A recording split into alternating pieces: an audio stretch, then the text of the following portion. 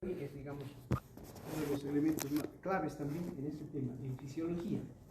Lo otro ya es complemento, obviamente es importante también, pero lo pueden leer. Efectos metabólicos de las hormonas pancreáticas. Entonces vamos a hablar más de la insulina que del páncreas. Como habíamos dicho al principio, son hormonas que intervienen en el metabolismo de tres elementos, fundamentalmente, ¿no? Pero no es la única función de la insulina, ojo. Metabolismo de carbohidratos, lípidos y proteínas. De eso vamos a hablar ahora. No vamos a hablar de las otras acciones de la insulina. Por ejemplo, la insulina es una hormona que estimula la proliferación de tejidos. Es un factor de crecimiento de tejidos. No nada que ver con el metabolismo, ¿verdad? Pero tiene esas otras acciones, ¿ya? Bueno, eso lo van a leer con calma. Es muy importante que lo conozcan. Por ahora no, pero ya en 5, 4. Bien, los órganos blancos principales de la insulina: hígado, tejido adiposo y músculo. Bien, en mayor o menor medida, en esos órganos ejecuta su acción sobre el metabolismo de las tres sustancias que hemos mencionado. De los carbohidratos. La acción sobre los carbohidratos principalmente se da en el hígado. Principalmente. Ya habíamos adelantado esto, lo que hace la insulina es estimular la formación de glucógeno e inhibe la producción de glucosa por parte del hígado.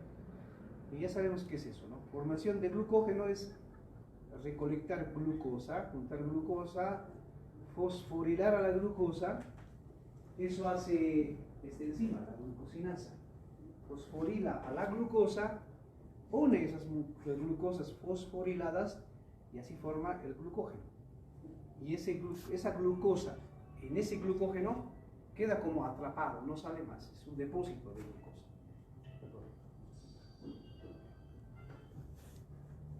Hola. Aló.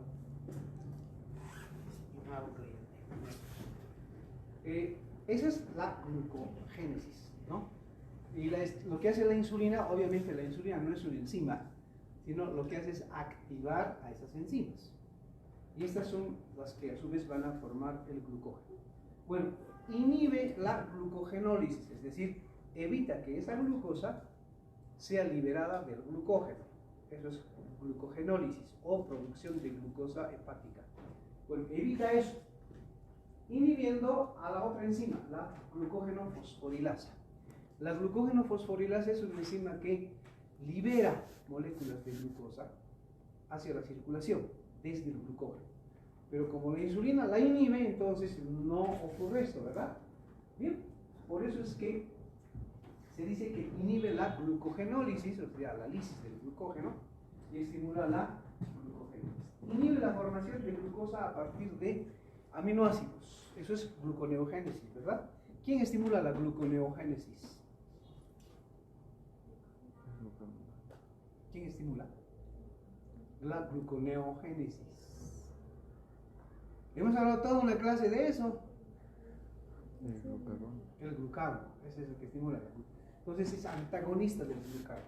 Más bien, evita que los aminoácidos sean extraídos de las proteínas, de los tejidos, de otros tejidos, del músculo, del hueso, etc.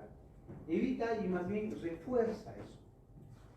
Eso es lo que hace la insulina. Entonces, la acción de la insulina es benéfica, ¿no es cierto? Bueno, pero si esto ocurre en exceso, ya no es benéfica, ¿no? Entonces tiene que estar limitado. Sus limitantes son las hormonas contrarreguladoras.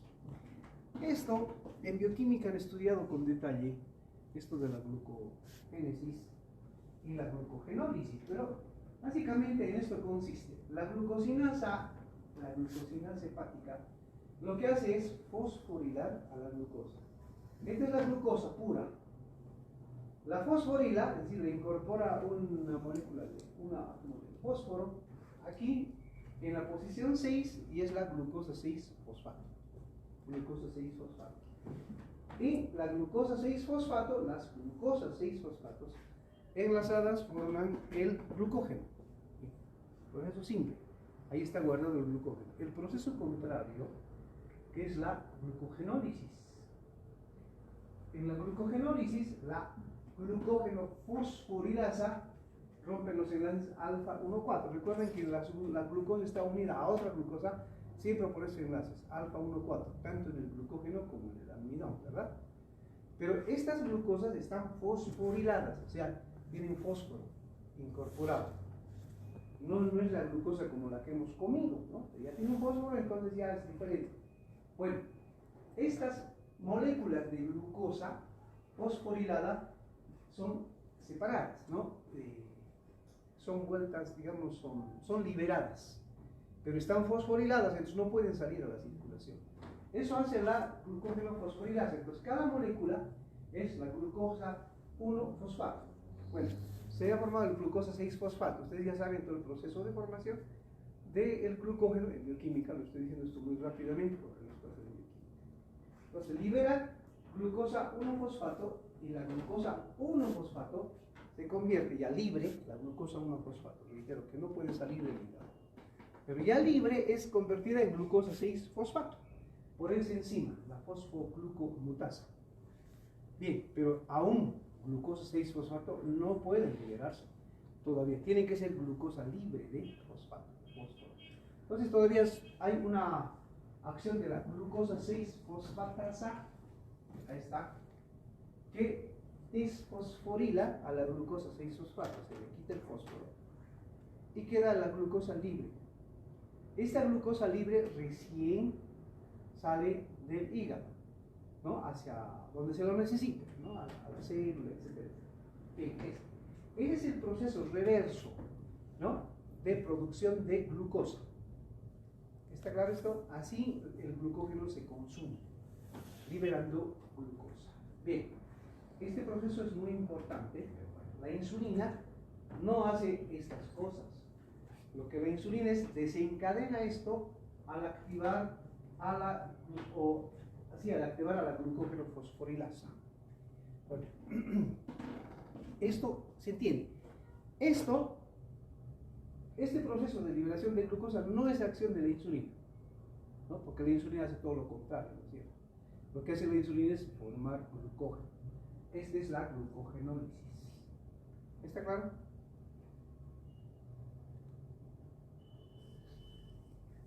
Bueno, veamos en relación a los ácidos grasos en el hígado. Hemos hablado de los carbohidratos en el hígado. Ahora, ¿qué es lo que hace con los ácidos grasos en el hígado? Pero por acción, por estímulo de la insulina.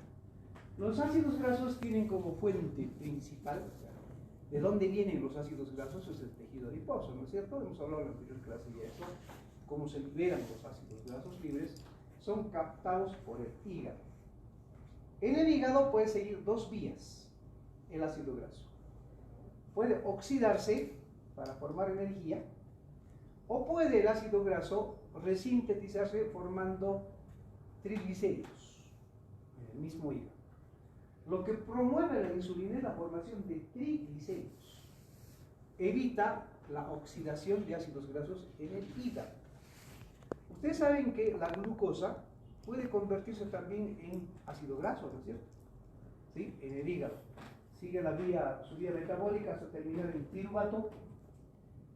La glucosa también, o sea, la glucosa termina en piruvato. A partir del piruvato debe formarse ácido graso. ¿Se entiende, verdad? Por ejemplo, si uno no come grasa, nada de grasa, no quiero grasa y etcétera, etcétera, igual su organismo va a formar grasa, ¿no es cierto? A partir de los carbohidratos, si se necesita grasa. Bueno, entonces hay esa vía de producción de ácidos grasos a partir de la glucosa.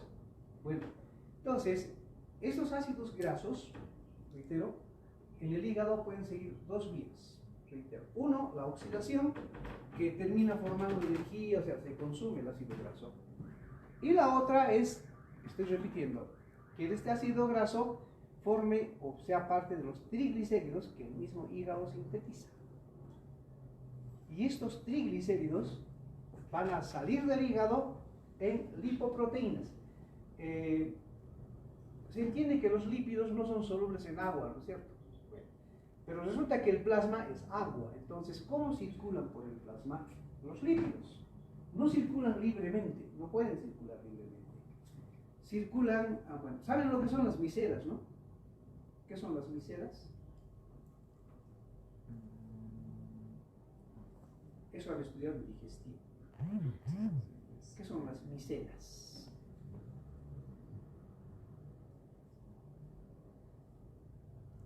Esa agrupación de los fosfolípidos para formar un medio hidrófobo. Bueno, son formaciones, digamos, como el lípido es hidrófobo, o sea, no tiene afinidad por el agua. A ver,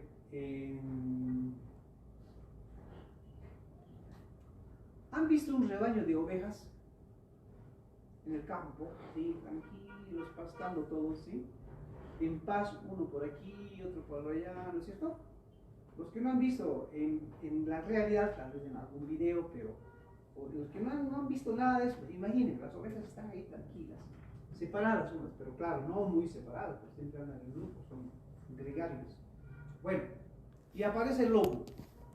Bueno, no tenemos lobo. El zorro, ¿no? Y el zorro lo que hace es cazar a las ovejas, y las ovejas saben eso. ¿Qué hacen las ovejas? Se agrupan. Sálvese quien pueda y cada uno corre por su lado. No, son gregarios. Las ovejas se agrupan, ¿no es cierto? Espontáneamente, todos se juntan, no huyen, se juntan. Bueno, pero ¿cómo se organiza ese grupo ahí unido? ¿Quiénes están al centro? Las ovejas más jóvenes, las más vulnerables, ¿no es cierto? Al medio. Y alrededor del grupo se sitúan los machos alfa, caballeros, rodeando ahí al grupo, a defender al grupo. O sea, se agrupan espontáneamente. Bueno, ya, eso pasa con las ovejas y el zorro, el puma. Ahora, imaginen ahora ustedes un vaso de agua, una fuente de agua, y los ácidos grasos. Tienen ustedes una bolsa de ácidos grasos y lo echan al agua. ¿Qué pasa con los ácidos grasos? Se dispersan. ¿Qué es lo que hacen? Se agrupan, como las ovejas, pero no se agrupan desordenadamente, sino de manera organizada. Como los ácidos grasos tienen, digamos, los fosfolípidos, con los fosfolípidos es mucho mejor esto, por ejemplo. Tienen un polo hidrófilo, es decir, son solubles en agua, y el otro hidrófobo. Dentro de la parte hidrofílica se sitúa en la periferia, y en el centro la parte hidrofóbica, ¿no? O sea, la que no se une con el agua, se sitúa en el medio, de por sí, se orientan así. Y entonces forman una estructura allí. Toda la periferia está formada por partes solubles en agua, y todo el centro está, digamos, cobijando a las partes que no son solubles en agua. Ya se forma una micela, esa es una micela. Entonces, esa formación, si bien tiene líquidos, pero está escondido ahí, puede circular tranquilamente por un medio acuoso como el plasma. Las micelas sirven ¿para qué? Para no atrapar, sino para encubrir ahí dentro, ¿a quiénes? A los ácidos grasos en el tubo digestivo, facilitan con esto que se acerque a la mucosa, o digo, a la superficie del enterocito, y se absorben, ¿no es cierto? Son como caballos de Troya, las micelas. ¿Saben lo que son los caballos? ¿Qué es el caballo de Troya? Han leído la historia, ¿no es cierto? ¿Para qué sirvió el caballo de Troya? ¿Para qué? ¿Recuerdan o no el caballo de Troya? Sí, sí. Entonces, los griegos no podían ingresar, ¿no?, a Troya. Las ciudades antes estaban amuralladas, no podían entrar. Fingen que se retiran y dejan un caballo de madera ahí en la puerta, ¿no? Y los troyanos, ¿qué piensan? Que es un regalo, ¿verdad? Los griegos se fueron cobardes y nos dejaron un regalo, un caballo. Entonces, introducen al caballo, pero el caballo no es su enemigo, el caballo de madera no puede hacer nada. Entran, lo tienen de trofeo, celebran los troyanos la victoria, entre comillas. Y bueno, cuando ya seguramente estaban en mal estado, no podían combatir. ¿Qué pasa el caballo? Se abre y allá adentro estaban los soldados griegos, ¿no es cierto? ¿Sí? Y luego abren las puertas y entran los que estaban afuera y listo. ¿A caballo regalado? Sí, se le miran los dientes. Hay que mirar los dientes al caballo regalado. ¿no? Los troyanos, por no ver los dientes al caballo regalado, fueron masacrados. Entonces, gracias al caballo, los griegos entran donde no les dejaban entrar. Las micelas funcionan así, en el tubo digestivo. Ya, los ácidos grasos no pueden acercarse a la superficie del enterocito para ser absorbidos, porque además hay una capa de agua, como una alfombra que cubre la superficie de la vellosidad del enterocito. Entonces, ningún ácido graso va a poder llegar hasta el enterocito por sí mismo. Las micelas lo que tienen es, en su interior alojan a los ácidos grasos. Como son solubles en agua las micelas, entonces atraviesan cualquier barrera de agua, se acercan al enterocito. Una vez allí, los ácidos grasos saltan del interior de la micela. Como la membrana del enterocito es líquido, entonces pasan directamente. Así se absorben los ácidos grasos, ¿no? Eso han estudiado. Así como un caballo de Troya. Bueno, esas son las micelas, ¿no? Ahora, en la parte digestiva. Ahora, ¿qué son las lipoproteínas en la sangre? Son una especie de micelas también, pero no son micelas estrictamente. Son lipoproteínas, o sea, tienen fosfolípidos, pero también tienen proteínas. Se llaman apolipoproteínas, se llama. Hay una lista larga de apolipoproteínas. Esto en bioquímica tiene que ser. Entonces, esas lipoproteínas son transportadoras de ácidos grasos, de triglicéridos, de colesterol, transportan en su interior. Esa es su función, transportar de un tejido a otro, de las lipoproteínas. Hay 4 lipoproteínas muy conocidas y cada una tiene alguna subclasificación también, no los vamos a mencionar. Entonces, lo que ocurre en el hígado es que una vez formados los triglicéridos, por estímulo de la insulina, estos triglicéridos no pueden salir libremente por el plasma, ¿no? Pasearse, no. Son transportados por una lipoproteína de muy baja densidad. Very low density lipoproteína. Very low. Hay lipoproteínas de baja densidad, este es de muy baja densidad, very low. Hay lipoproteínas de alta densidad, son lipoproteínas. La gente esto llama colesterol. Colesterol bueno, colesterol malo. El colesterol bueno, porque sus efectos son benéficos, por eso lo llaman bueno. Y no es colesterol, son lipoproteínas, ¿no? Es el HDL colesterol de alta densidad. Ese es el bueno, entre comillas, porque no causa daño, más bien favorece las funciones, muchas funciones en el organismo. Es bueno que aumenten las lipoproteínas de alta densidad, ¿no es cierto? O sea, el colesterol bueno. Y es bueno que bajen las lipoproteínas de muy baja densidad, es decir, el colesterol malo. ¿Verdad? Eso quisiera todo el mundo, ¿no es cierto? Porque esta es una lipoproteína de muy baja densidad. Es decir, esta es una lipoproteína, digamos, del grupo del colesterol malo, digamos. ¿Sí? Bueno, ninguno es malo. Es malo cuando está en exceso o en déficit. Eso normalmente se forma y es saludable que se forme. Así el hígado va depurándose, va limpiándose de ácidos grasos. Si no lo hace, se queda ácido graso en el hígado y eso es enfermedad del hígado graso, ¿no? O esteatohepatitis no alcohólica. Y eso puede terminar en cáncer, en cirrosis. Eso es muy frecuente en los obesos. Bueno, pero no estamos hablando de obesos, estamos hablando de gente de peso normal y lo que hace la insulina. Una vez producido esto pasa a la circulación y llega al tejido adiposo o llega al músculo, donde se libera ácido graso y el músculo utiliza como fuente de energía. Eso hace la insulina. Bien. Entre paréntesis, digamos, ya que hemos mencionado esto. ¿Qué hace? Pues vamos a llamar como llaman los pacientes, la población. Colesterol malo, ¿no? Y el colesterol bueno. Esos nombres no son médicos, por si acaso. Eso dice la gente. Pero entonces hay que decirle también lo mismo, ¿no? El colesterol malo es malo porque es malo. ¿Qué es lo que hace? En exceso daña el endotelio, predispone al desarrollo de aterosclerosis, ateromas. ¿Saben lo que es un ateroma? Ateroma. Imaginen una cañería de agua Ustedes compran de la ferretería la cañería, ¿qué tiene en el interior? Está limpio, ¿verdad? ¿Sí? Su superficie interna está lisa. Ahora, una vez puesta la cañería, después del tiempo, sacan la cañería y ¿qué es lo que tiene en su interior?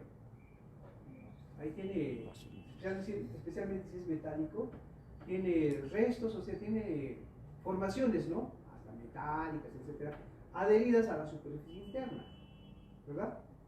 Así es los ateromas. Nacemos con arterias limpias en su interior. Con los años se inflama, se lesiona, etcétera, y se van acumulando en la superficie interna placas de lípidos, donde están estos lípidos. Esos son los ateromas, que van creciendo, provocan coagulación allí, eso lleva a los infartos, etcétera, etcétera. O sea, la aterosclerosis. Entonces, es la aterosclerosis en términos muy simples. Predisponen a eso, a la formación de ateromas. Por eso es malo. En cambio, el HDL, colesterol, o sea, la lipoproteína de alta densidad, tiene un efecto contrario. No limpia, obviamente, los ateromas, pero evita que se formen allí. Así, a grosso modo, esa es la principal diferencia entre ambos.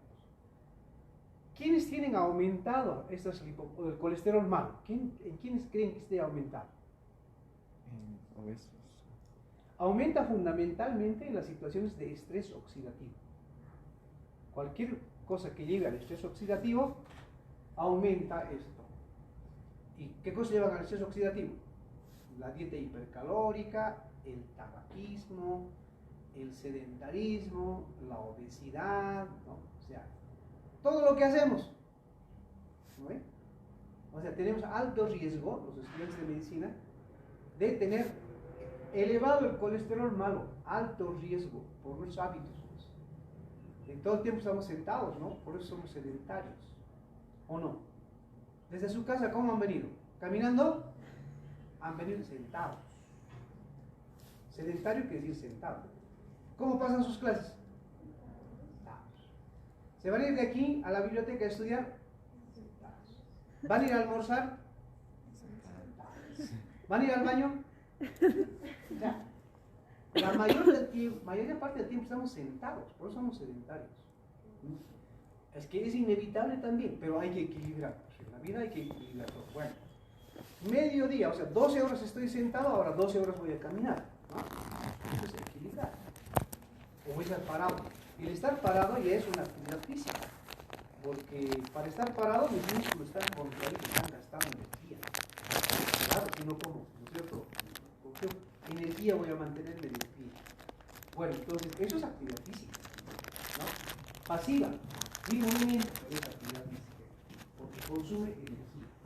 Bueno, en cambio, el colesterol bueno aumenta y debería aumentar en los estilos saludables de vida, actividad física, comida equilibrada, consumo de antioxidantes, frutas, verduras, no dieta hipercalórica, no fumar, no bebidas gaseosas, etc. Entonces eso lleva a mejorar los niveles del HDL y colesterol. Eso es parte del tratamiento en los pacientes que tienen estos trastornos. Hay medicamentos que nos pueden llevar a eso, pero no son suficientes, ¿no? Además, los medicamentos son caros, estos son caros. Tienen efectos colaterales. Cualquier medicamento tiene siempre un efecto colateral no deseado. Entonces, ¿por qué les damos? Porque el beneficio es más que el daño. ¿Sí? Les va a dañar algo, pero les va a beneficiar en algo más grande. Es mejor no tomar, ¿no es cierto? ¿Sí? Una manzana no tiene efecto colateral. Todo efecto de la manzana es saludable. Así que mejor la manzana que la pastilla. Bueno, esto promueve la insulina. En el déficit de insulina no hay esto. O sea, el hígado no forma muchos triglicéridos, sino los ácidos grasos quedan libres, aumentan por eso la sangre. El hígado no capta suficientes ácidos grasos, por eso se elevan los niveles de colesterol y todos los trastornos metabólicos que son propios del diabético. Bueno, eso en cuanto a los lípidos en el hígado. Veamos qué pasa en el músculo. El músculo fundamentalmente lo que metaboliza son los aminoácidos. El músculo tiene una cierta peculiaridad. la fuente energética del músculo varía según si está en reposo o está en acción. Cuando esté en reposo, el músculo utiliza como fuente de energía los ácidos grasos, no tanto la glucosa. Durante la actividad física sí utiliza la glucosa, pero hay algo especial en el músculo. Para consumir glucosa, los tejidos, la mayoría de los tejidos del organismo necesitan insulina, porque la insulina hace que la glucosa ingrese a la célula, ¿verdad? En el músculo que está contrayéndose, que está activo, no se necesita insulina para esto. O sea, la misma actividad física hace que la glucosa ingrese a la célula muscular, sin necesidad de insulina. Entonces, como el diabético, por ejemplo, no tiene suficiente insulina, al hacer actividad física el diabético hace que la glucosa, aún teniendo poca insulina, esté enfermo, la célula consuma glucosa, pero el músculo, no todos los órganos, ¿no? ¿Sí? De esa manera disminuye también su glicemia, mejora obviamente la funcionalidad de su musculatura, etc. La actividad física es muy importante en el tratamiento de la diabetes. Ya les he dicho en una clase que el tratamiento de la diabetes siempre es triasociado, o sea, se asocian tres cosas: medicamento, alimentos y actividad física. Si falta uno, el tratamiento generalmente no es muy efectivo, no es bueno. Puede bajar el azúcar, pero otras alteraciones persisten. Entonces hay que complementar siempre. Al diabético no se lo controla solo midiendo su azúcar. ¿Ya? Eso, bueno, desde la antigüedad, eso era el único recurso, ¿no? Para ver si el diabético estaba bien controlado o no, le medían el azúcar y ya. Se justificaba en el siglo pasado eso, porque no se conocía mucho de la diabetes, ¿no? Entonces parecía restringido a carbohidratos, lípidos y nada más.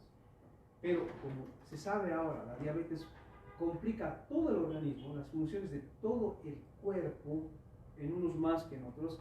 Entonces cada vez que hay que controlar a un diabético, hay que controlar todas sus posibles complicaciones. Al diabético hay que examinarle desde los cabellos hasta los pies, hay que examinarles, porque todo eso lo tiene complicado. Revisarle los ojos, revisarle obviamente el corazón, que son los afectados, funciones renales, la piel, el sistema nervioso. Pues si revisamos el sistema nervioso, todo el cuerpo, ¿no? En los diabéticos, por ejemplo, la parálisis facial es más frecuente que en los no diabéticos. O el estrabismo, lesiones de los nervios motores del globo ocular son más frecuentes en los diabéticos que en los no diabéticos. Entonces hay que controlar todo al diabético. Y en esto, entonces, el control de azúcar es apenas un complemento, ¿verdad? Bien, por eso, al examinar un diabético, generalmente uno demora por lo menos entre 45 minutos a una hora con un paciente. Así es. Y hay médicos que trabajan 3 horas día nada más en el hospital, medio tiempo. ¿Cuántos pacientes deberían ver? A lo mucho 4, digamos, ¿no? 4. Pero no, a los que trabajan 3 horas se meten mínimo 12 pacientes. ¿Eso qué? Ya, pues es como ver pasar nomás, ¿no? A los pacientes. Eso, así no se puede trabajar. Hay instituciones que obligan a eso, como la Caja. Y al que atiende más pacientes, les condecoran en el aniversario de la Caja. Así. Yo estaba trabajando en la Caja un tiempo, era frustrante. Ya no. Menos mal que hay una etapa en la vida en donde uno puede decir, no quiero trabajar aquí, ¿no? Pero hay otros momentos en donde uno no tiene trabajo, ¿verdad? Así en yo aquí no puedo trabajar. No, así no. Pero les vamos a dar ir, no. ¿Verdad? Porque es estresante, es frustrante. ¿Ya? Uno se va a la casa luego, debería haberle pedido esto más, por ahí ya tiene esta otra cosa, no duerme. Porque ese paciente lo vamos a volver a ver en 3 a 6 meses recién. Así es la Caja, ¿no? Uno no puede citarle para la siguiente semana, no. Ahí están haciendo fila los pacientes. Y el paciente a veces ya no vuelve más, ¿por qué? Porque se ha muerto. Así es. Entonces no se puede trabajar en un ambiente así, es frustrante. ¿Ven? Y los diabéticos necesitan controles minuciosos. Digamos, tal vez es la única enfermedad que requiere una atención tan cuidadosa que otras enfermedades. porque son complicaciones que persisten toda la vida en el paciente. O sea, ninguna complicación desaparece en los diabéticos, ninguna. Tal vez la depresión, ¿no? Bueno, se deprimen los diabéticos, pero pueden volver más contentos. Esas cosas sí, pero la lesión orgánica no se puede. No hay tratamiento posible para hacer eso. Lo que hay que hacer es controlar que eso no avance. Todo hay que controlarlo. Por eso se demora en los pacientes. Ahora es complicado. Si yo soy paciente, voy a hacerme atender a un hospital donde atienden solo 6 pacientes, digamos, en un consultorio. 8 de la mañana. Yo soy el número 6. ¿Cuánto tiempo debo esperar? Digamos media hora por paciente. Por lo menos debo esperar 3 horas. Van a algún lugar. ¿Quién espera 3 horas? Es insoportable, ¿no? Ya a la media hora uno quiere llamar a la Defensoría del Consumidor, a Derechos Humanos, a todas partes, ¿es cierto? Es así. Es decir, porque uno hace otras cosas también en su vida. Imagínense, es pérdida de tiempo y pacientes que piden vacación de un día para ir al médico, así, porque no les dan permiso. Hay otros jefes que no dicen, no, aquí usted, la empresa tiene que producir. O sea, la salud está después, la productividad está primero, así es el sistema capitalista. Usted está embarazada, no le contratamos. Usted es diabético, aquí no podemos darle empleo. Hay esas cosas, porque el diabético, si yo tengo un empleado diabético, va a pedir permiso cada vez, ¿no? Claro, porque se va a complicar, no va a venir a trabajar. El empresario que solo quiere dinero, no lo acepta. Antes, aunque no crean, y esto ya obviamente nada que ver con el tema, yo conozco compañeras, colegas que evitaban embarazarse buscando trabajo, porque si estaban embarazadas no les aceptaban el trabajo, era así. Ahora obviamente los derechos ya están más vigentes, ¿no? Eso no se permite, pero hay todavía, pero solapadamente, de ocultos, alguien todavía hace eso. Pero antes eso era normal, es así. Entonces uno tenía que pensar mucho, ¿no? Tener hijos o tener empleo, hay que decidir. Es complicado. Bueno, volvamos aquí entonces. Fuente de energía. Entonces el músculo, principalmente, cuando está activo, utiliza la glucosa.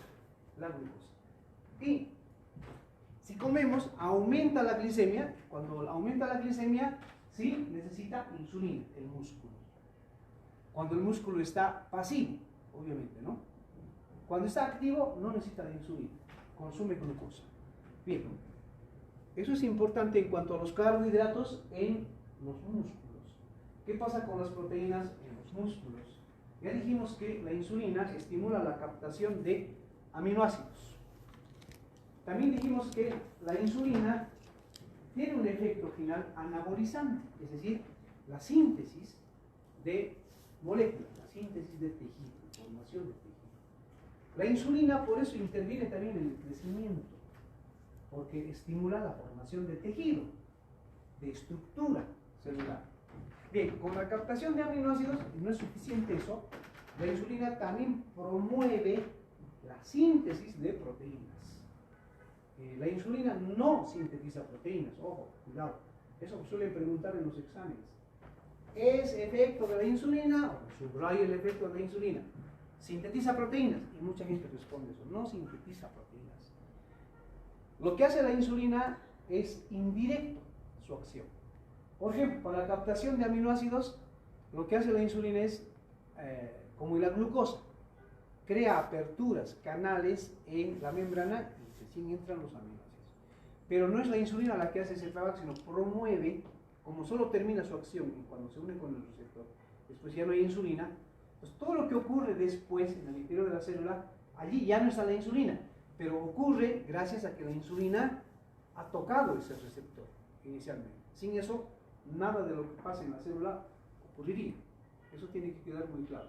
Entonces, la insulina promueve, por ejemplo, después de unirse con el receptor, desencadena otras reacciones moleculares que hacen que se transcriba la información genética para sintetizar proteínas, nuevas proteínas celulares o nuevas proteínas ribosómicas. Es decir, también estimula la formación de los ribosomas. Ustedes saben que los ribosomas son los organelos donde se sintetizan las proteínas, ¿no? En los ribosomas. Son como máquinas productoras de proteínas, los ribosomas. ¿De qué están hechos? De proteínas fundamentalmente y de ácido ribonucleico, los ribosomas, tienen esa estructura. Entonces, y además, la insulina disminuye el catabolismo proteico, es decir, la destrucción o degradación de las proteínas, disminuye, más bien conserva la integridad de las proteínas. Eso hace la insulina. ¿Se entiende, verdad? Bueno, a partir de esto está fácil deducir que en los diabéticos todo esto está alterado. Todo. Van a ver ustedes que los diabéticos, después de buen tiempo, unos años ya de diabético, con el tratamiento, etcétera, pero obviamente no es un buen tratamiento, sino no se complicaría. El diabético, yo conozco varios diabéticos que juegan fútbol, bueno, jugábamos fútbol con algunos amigos que son diabéticos. ¿Ustedes juegan fútbol? ¿Qué hacen con los extremidades inferiores? Aparte de caminar, ¿qué hacen? ¿Hacen alguna actividad deportiva? ¿Sí? Digo fútbol porque, por ejemplo, para patear un balón se necesita fuerza, ¿no es cierto? ¿Sí? Uno va corriendo, qué sé yo, con la pelota por la punta derecha en una cancha de fútbol, y ya más o menos ve la distancia, ¿no? Hasta el área, ahí está nuestro centro delantero, y desde la punta derecha tiene que meter un centro. Entonces calcula la fuerza con la que debe golpear la pelota, el ángulo, qué sé yo, y la pelota se eleva para que llegue a la cabeza del delantero y el delantero meta gol. O sea, necesitamos graduar nuestra fuerza, ¿no? Entonces, volviendo a esos amigos futbolistas, yo conocí que había muy buenos jugadores, pero después ya no podían patear los centros, ya no alcanzaban, ya no podían sacar desde el córner. Si sacaban del córner solo daban pasecitos ahí nomás, iban perdiendo fuerza. Luego, uno cuando corre, etcétera, cae, ¿no es cierto? Pero sabe cómo caer, ¿no? Casi es un reflejo eso. Pero se caían torpemente, entonces perdían la coordinación entre músculos, pierden fuerza muscular y pierden masa muscular. Teníamos un compañero que le decíamos el Popeye porque hacía pesas y era así, tenía masas musculares por todo lado, era así. Hace poco lo vi, irreconocible, estaba flaco, ¿no? Y no es que no hacía ejercicio, seguía haciendo ejercicio, pero bueno, yo no sabía que ya era diabético. Después ya hipotrofia muscular, ¿no? Ya no tenía parecía Schwarzenegger. ¿Han visto Arnold Schwarzenegger, el actor estadounidense de mucha musculatura, verdad? Bueno, así cosas, ¿no? Individuos. Y se parecía a eso, era un tipo muy musculoso, un camba. Pero bueno, así el músculo se atrofia en los diabéticos. ¿Por qué? Porque ya no capta suficientes aminoácidos, ya no sintetiza adecuadamente proteínas, ¿no? Y además ya no inhibe el catabolismo, sino más bien el catabolismo está aumentado. O sea, ellos pierden masa muscular, masa proteica, no solo en los músculos. Por eso los diabéticos pierden fuerza, ¿sí? Ya no pierden velocidad también, o sea, la función muscular está alterada en los diabéticos. Esa es la razón. Y bueno, ¿cuál sería la solución? Le llevan a fisioterapia, van al gimnasio para fortalecer su musculatura y no lo logran. Obvio, ¿no es cierto? ¿Cómo lo van a lograr? Porque el problema no es ese. El problema es la estructura. ¿Qué hay que hacer en ellos? Y no van a recuperar. Lamentablemente no recuperan todo. Obviamente recuperan un poco la fuerza y todo eso, pero no vuelven a hacer lo que antes. Con un buen tratamiento. Entonces, obviamente el tratamiento es suplir esa deficiencia de insulina con el tratamiento, ¿no es cierto? Es eso. Eso teóricamente debería revertir este problema, pero no lo hace del todo. ¿Sí? Mejora, pero no vuelven ya a jugar fútbol nunca más, ¿no? Así es. Bueno, entonces es importante entonces la repercusión funcional de la musculatura. Y como el diabético tiene que hacer siempre actividad física, y ellos ya no pueden hacerlo, se frustran. Entonces se quedan sentados. Y eso es peor para el diabético. Si el diabético tiene que ser asistido, tiene que ser de caminar, hacerle hacer otro tipo de ejercicios que despierten placer, ¿no? Uno hace actividad física ¿por qué? ¿Por sufrir o por disfrutar? Por disfrutar hace, no hace por torturarse. Claro, entonces una actividad física que le depare, por lo menos con cierto confort, ¿verdad? Algo. Bueno. Entonces el médico tiene que ser muy creativo en eso. Porque no estudiamos educación física nosotros, ¿o sí? Como materia. No hay que confundir educación física con gimnasia. Gimnasia es otra cosa. Educación física es la actividad física relacionada con el funcionamiento del cuerpo. En muchas facultades de medicina del mundo hay esa materia, educación física 1, educación física 2, creo que llevan hasta educación física 4. Obviamente estudian el metabolismo, todo eso, ¿no? Nos falta. Y lo digo así porque hace poco, cuando todavía yo estaba en el cargo, siempre llegan migrantes, ¿no? O sea, la gente migra de un país a otro. Entonces, ustedes van a ser médicos y quieren irse, qué sé yo, a Groenlandia. ¿Y de qué van a trabajar? De médicos, ¿verdad? Y ustedes van a decir, yo soy médico, ¿quién les va a creer? Nadie. Pues dirá, aquí están mis documentos, mi título. Entonces les van a convalidar su título en Groenlandia. Y les van a pedir su programa de estudios. A ver, ¿con qué han hecho fisiología? Programas de cada materia. Entonces, comparamos las materias, el pensum, ahí nos enteramos qué materias hacen en otros países. Es por eso sé que en algunos países hasta hacen filosofía de la enfermedad y la salud, filosofía de la ciencia, o sea, epistemología pasan como materia regular. Hacen materia de educación física, hacen antropología. Menciono las que a nosotros nos falta y creo yo que es muy necesario en la formación del médico, pero no la tenemos. Entonces nuestro pensum, el contenido de esas materias, aunque no crean, es la misma que yo hacía de estudiar. Bueno, no hace mucho. Pero la que yo hacía eran las mismas que hacían mis maestros, o sea, el contenido de nuestras asignaturas, que era muy buena obviamente en su tiempo, no se ha actualizado hasta ahora. O sea, la lista de materias y el contenido de cada materia, mucho peor todavía, ¿no es cierto? ¿Sí? Hay cosas que deberíamos, porque la ciencia ha avanzado, pero no estamos estudiando esas cosas aquí, por lo menos con detalle, ¿no? Entonces hay que actualizar eso. ¿Quién tiene que reclamar eso? Nosotros. Si ustedes van a un restaurante y encuentran una mosca en la sopa, ¿quién tiene que reclamar eso? ¿El cocinero? ¿El mesero? ¿Quién?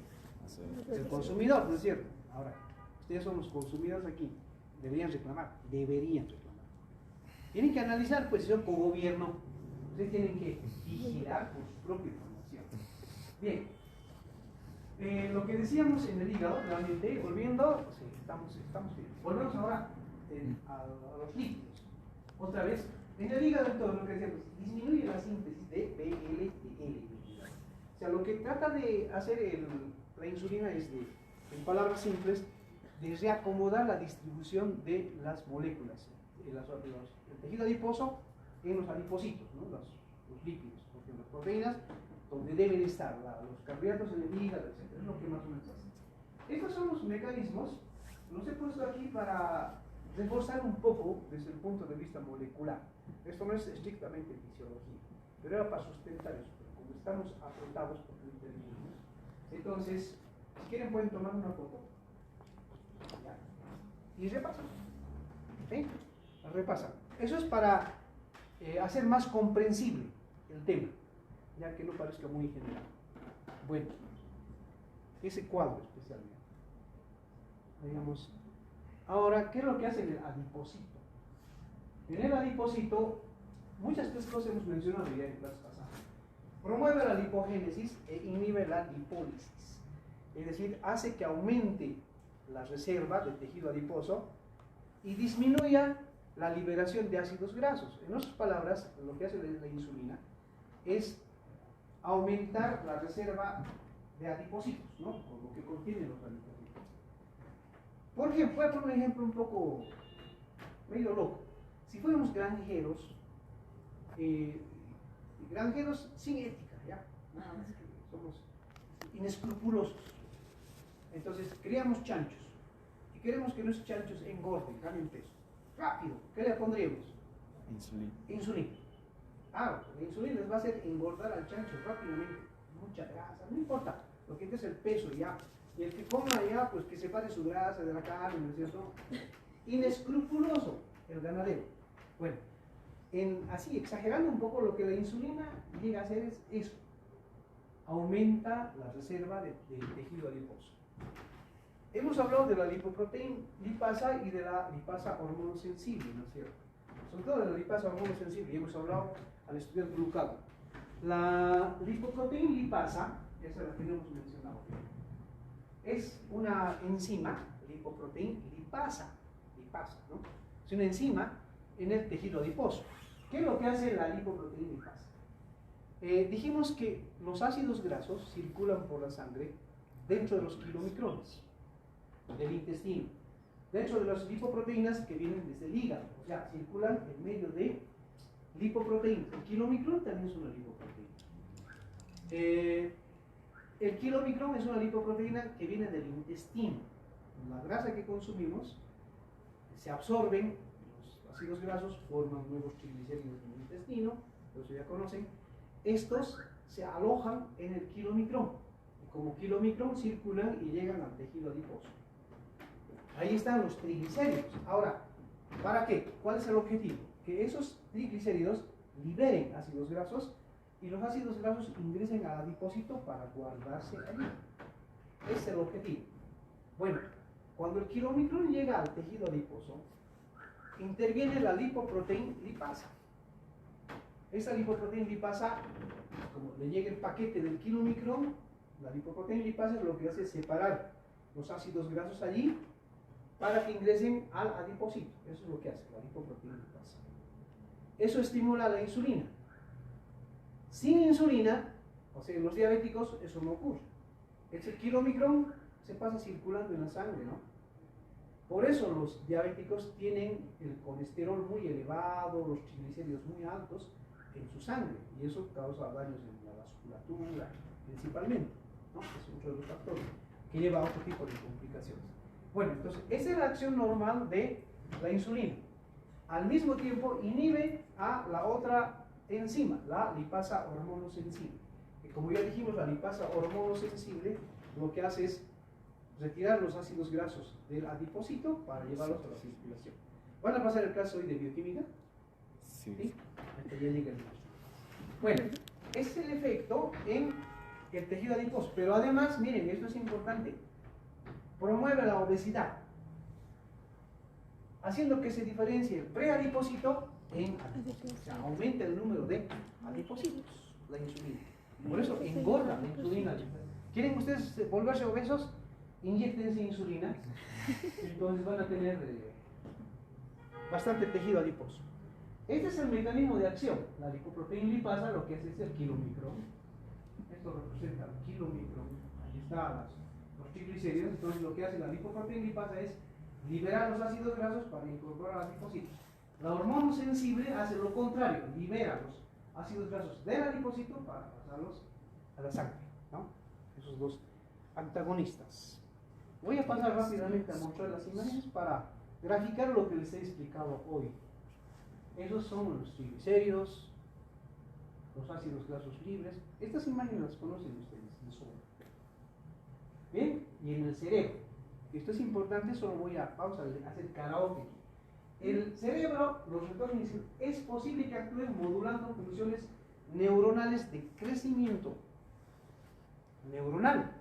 O sea, contribuyen entonces a la encefalización también, a el establecimiento de las conexiones entre dendritas, entre neuronas y dendritas, entre neuronas y neuronas, ¿no? Entonces, el déficit de insulina lo que hace es finalmente disminuir una actividad mental efectiva, eficaz. Deteriora la cognición, la deficiencia de insulina. Ahora, para volverse inteligentes, ¿vamos a inyectar insulina? No, tampoco. El exceso hace daño. Bien, pero es importante, ¿no? Eso sí, eso hay que tener en cuenta. Bien, esto lo van a encontrar en cualquier libro, pero son los tipos de diabetes. Y finalmente, ¿quiénes son los que tienen más riesgo de desarrollar diabetes? Todos estos, rápidamente. Genético. Algún familiar con diabetes, la diabetes no se hereda, por si acaso, no. Pero lo que se hereda es el riesgo, tiene más riesgo de ser diabético. La dieta hipercalórica, el sedentarismo, la edad, la obesidad, antecedentes familiares, mujeres con hijos que nacieron con peso elevado, dislipidémicos, o sea, de por sí si yo tengo el colesterol elevado por alguna razón, tengo riesgo de ser diabético. Pacientes hipertensos, sin ser diabéticos, tienen más riesgo de ser diabéticos después. Ahora, cada uno es un factor casi independiente, pero hay gente que tiene 2, 3, 4 de estos factores, ¿no? En ellos hay que hacerle un seguimiento muy minucioso sin que sean diabéticos. En ellos hay que controlar la diabetes, o sea, que no desarrollen la diabetes ellos. ¿Ustedes tienen alguno de estos factores? ¿Cuál sigue? Dieta, primero, no dejen la dieta. Sedentarismo. ¿Qué más? Tal vez estos no sabemos. Por lo menos tienen 2 factores. 2, por lo menos. Ahora, si algún familiar es diabético, ya tienen 3 factores. Entonces debían hacerse controles periódicos. Hay factores que se pueden eliminar, ¿no? Es decir, yo mejoro mi dieta, no soy sedentario, esto no se puede evitar. No, uno cumple años nomás y ya. Esto se puede evitar, esto no se puede evitar, esto, bueno, se puede evitar, ¿sí? Porque hay factores de riesgo para esto. Esto se puede evitar generalmente con la dieta, el estilo de vida saludable. O sea, hay varios factores que uno se los puede quitar. Si ustedes tienen estos 2, pueden anular los 2, ¿no es cierto? Claro, ¿lo van a hacer? ¿O quieren ser diabéticos? También tienen derecho a ser diabéticos. Bien, con esto hemos terminado, el maestro ya va a llegar, seguramente.